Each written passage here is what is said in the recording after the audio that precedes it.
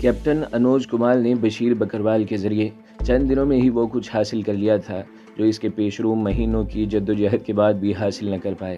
Control line کے نزدیک موجود قریباً ہر قابل ذکر گاؤں کے مکینوں کی تفصیلات، ان کے کاروبار، رشتہ داریاں، نظریات اور مستقبل میں ممکنہ عزائم کے متعلق جو ڈائری اسے بشیر بکروال سے ملی تھی، اسی کا حصول عام حالات میں کبھی ممکن نہ ہوتا۔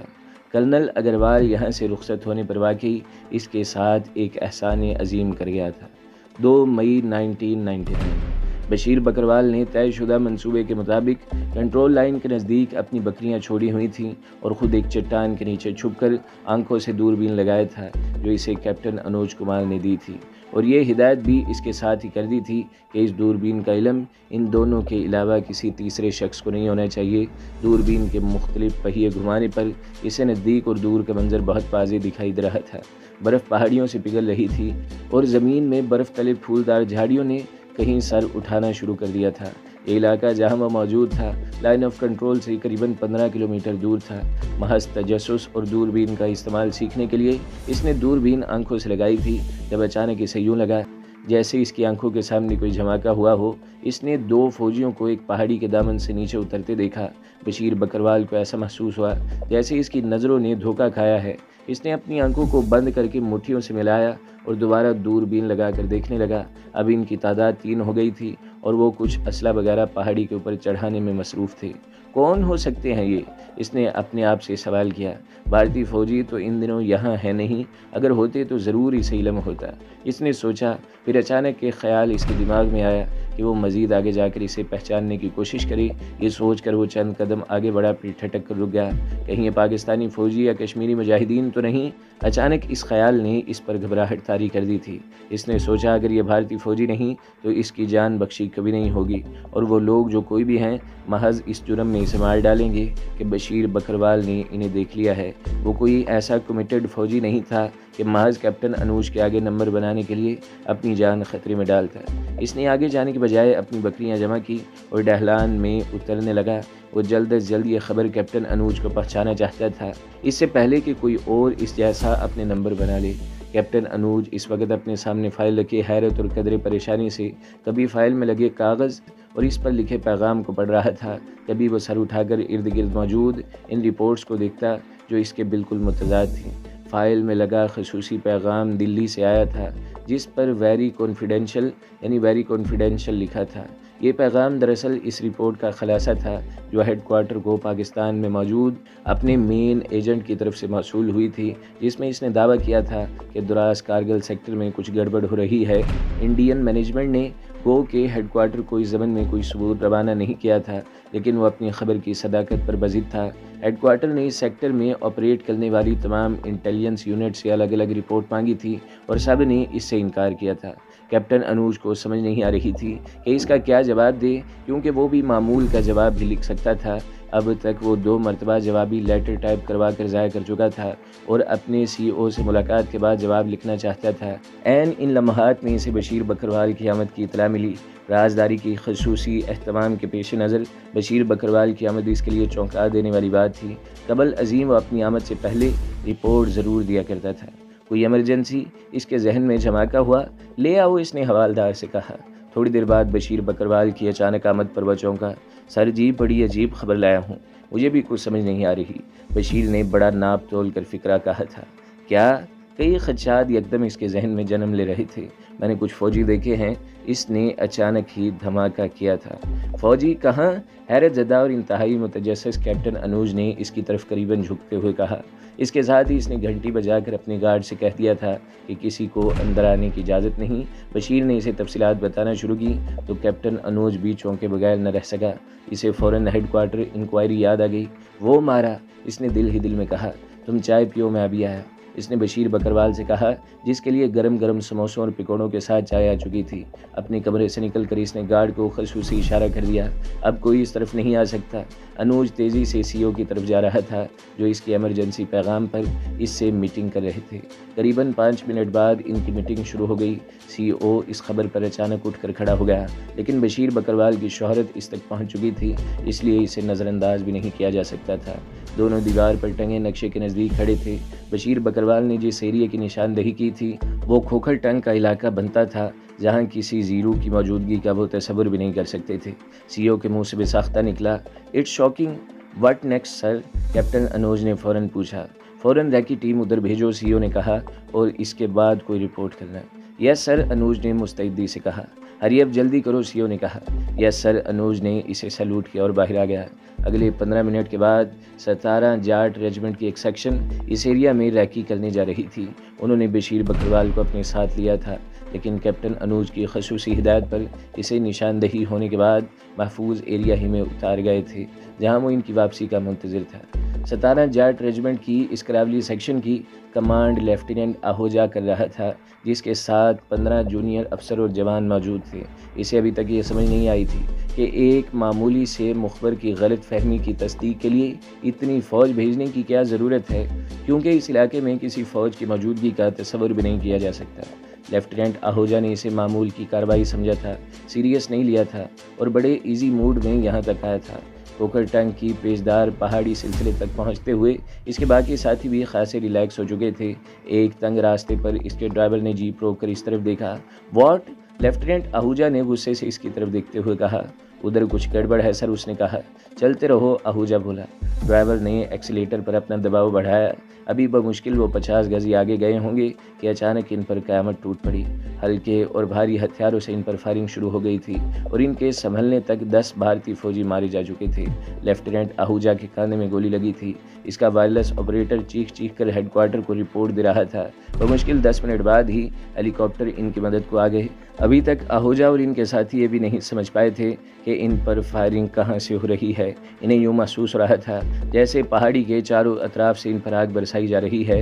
हेलीकॉप्टर की आमद तक गो के यहाँ फायरिंग का सिलसिला हमलावरों की तरफ से रुक चुका था और वो इस तरह गायब हुए थे जैसे इन्हें ज़मीन खा गई या आसमान ने निगल लिया। कैप्टन अनुज को अपने सीईओ के साथ इस हादसे की खबर मिली। इनके सामने धरे ट्रांसमीटर रेडियो पर ज़ख्मियों की चीखों पुकार और लेफ्टिनेंट आहूजा की तरफ से मुसलसल इमदाद की अपीलें सुनाई दे रही थी। आहूजा इन्हें SOS मैसेज दे रहा था। ये सूरत हाल सबके लिए चकरा देने वाली थी। आहूजा ने ही रेडियो पर बताया था कि इसकी करीबन सारी सेक्शन मुतासिर हुई है। 10 जवान मारे गए हैं, 2-3 को छोड़कर बाकी सब जख्मी हैं। कैप्टन अनुज को ये सब सुन कर गुस्सा आने लगा था। इसके सीईओ की हालत भी कुछ मुख्तलिफ नहीं थी। बुज़दिल कहीं के बिलाखिर वो कहे बगैर न रह सका। इतनी अमवात तो सर बाकायदा वार में नहीं होती। यूँ लगता है जैसे उन्होंने ज़मीन पर बैठी बतखों का शिकार खेला है। इसने अपना गुस्सा जाहिर किया। हेडक्वार्टर को फ़ौरन रिपोर्ट करो, सीईओ ने इसकी बात सुनी अनसुनी करते हुए कहा और वहाँ से लंबे लंबे डग भरता अपने कमरे की तरफ चला गया। कैप्टन अनुज करीबन भागता हुआ अपने कमरे तक आया था, जहाँ बशीर बकरवाल एक कुर्सी पर टांगे बसारे टीवी देख रहा था। इसे आते देखकर वो सीधा होकर बैठ गया। Thank you Bashir, well done, शाबाश। तुम्हें इस खबर पर खसूसी इनाम मिलेगा। जाओ और मुझे एक एक लम्हे की रिपोर्ट करो। अपने बंदों को एक्टिव करो, कोई बात छुपी न रहे। मामूली सी मुश्तबा हरकत भी देखो तो फ़ौरन मुझे आगाह करो। इसने दमे रुखसत बशीर बकरवाल को अपनी दराज से कुछ नोट निकाल कर दिए थे। शुक्रिया साहिब, इसकी क्या ज़रूरत है। बशीर ने बेशर्मी से दांत निकालते हुए नोट अपनी जेब में रखे और निकल गया। कैप्टन अनुज की तरफ से सबसे पहली कंफर्मेशन रिपोर्ट हेडक्वार्टर को मिली थी, जहां इस खबर ने खासी सनसनी फैला दी थी। जब दूसरी रिपोर्ट जाट रेजिमेंट के हवाले से पहुंची तो भारतीय GHQ में हलचल मच गई। भारतीय हुकूमत पाकिस्तान से मुज़ाकरात कर रही थी। भारतीय वज़ीर आज़म अटल बिहारी वाजपेयी ने पाकिस्तान का दौरा किया और दूसरी तरफ ये खबर मिल गई। White nonsense it is. भारतीय जर्नैल ने फाइल मेज़ पर मारते हुए अपने सामने बैठे जर्नैलों को मुखातिब किया। ये नाकाबिले बर्दाश्त है सर। ब्रिगेडियर कमांडर ने अपनी बॉस की हाँ में हाँ मिलाई। इन्हें भरपूर जवाब दो, एयरफोर्स को एक्टिव करो, डू इट, गुस्से से चीखते हुए जनरल ने कहा और सब जल्दी जल्दी रुखसत होने लगे थे। 8 मई तक पाकिस्तानी पोस्टों पर यह खबर फैल चुकी थी कि इनसे कुछ ही आगे मुजाहिदीन ने भारतीय फ़ौज को इंगेज कर लिया है। ये मुजाहिदीन कौन थे?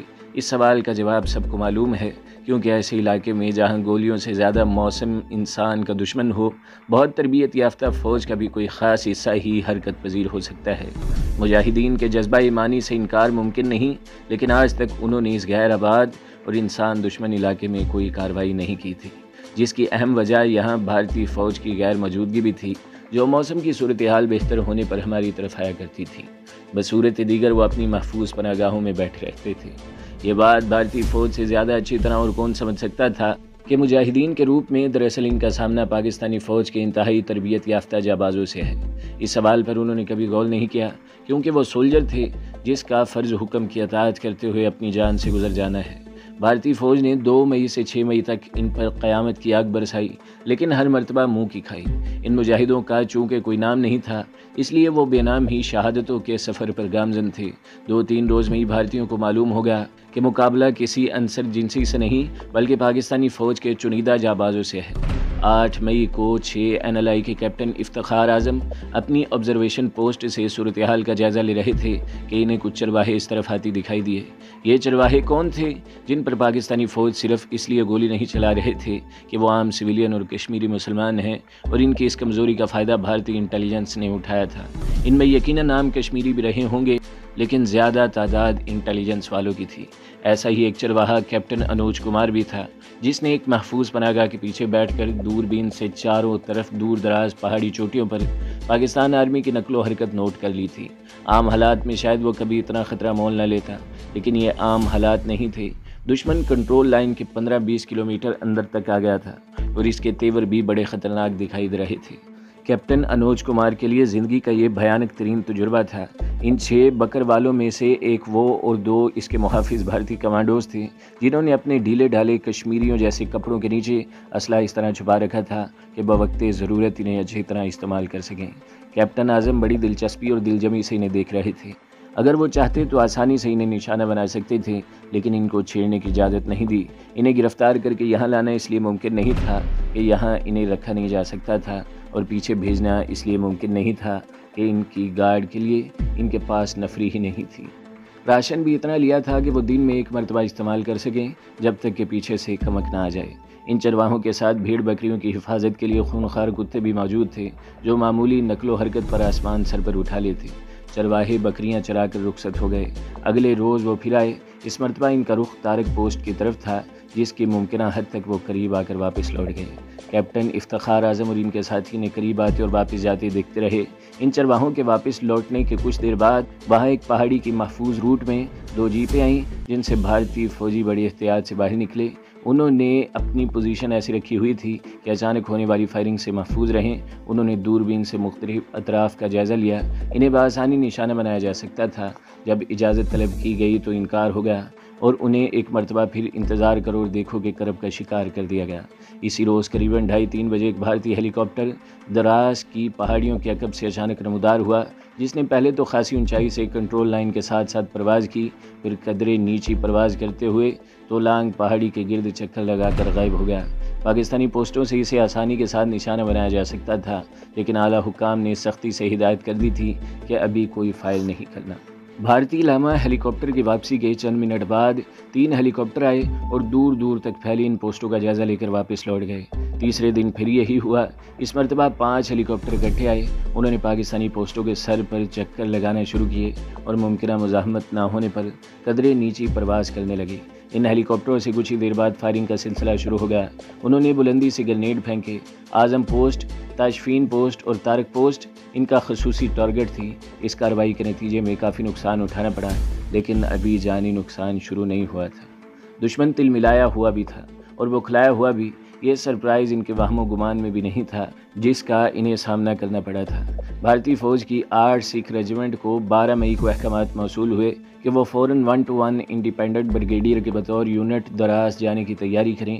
ان کی روانگی 14 مئی کو پلوامہ سے ہوئی اور دوپہر تک وہ پنڈ داس پہنچ گئے، جہاں بھارتی CO کمانڈنگ آفیسر نے کانفرنس میں آفیسرز اور JCOs کو بریفنگ دی اور احکامات جاری کرتے ہوئے بتایا کہ بٹالین بریگیڈ کے قریب الواقع دراز سب سیکٹر میں جارحانہ آپریشن کے لیے 1 ناگا بٹالین کی ریزرو میں رہے گی۔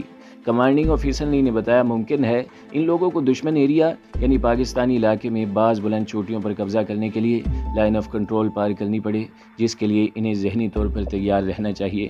بھارتی فوج کے افسروں اور جوانوں کے لیے یہ اطلاع چونکا دینے والی تھی کہ پاکستانی ان کے علاقے میں گھس آئے ہیں اور انہوں نے قریباً تمام قابل ذکر اور اہم پہاڑی چوٹیوں پر قبضہ کر لیا ہے۔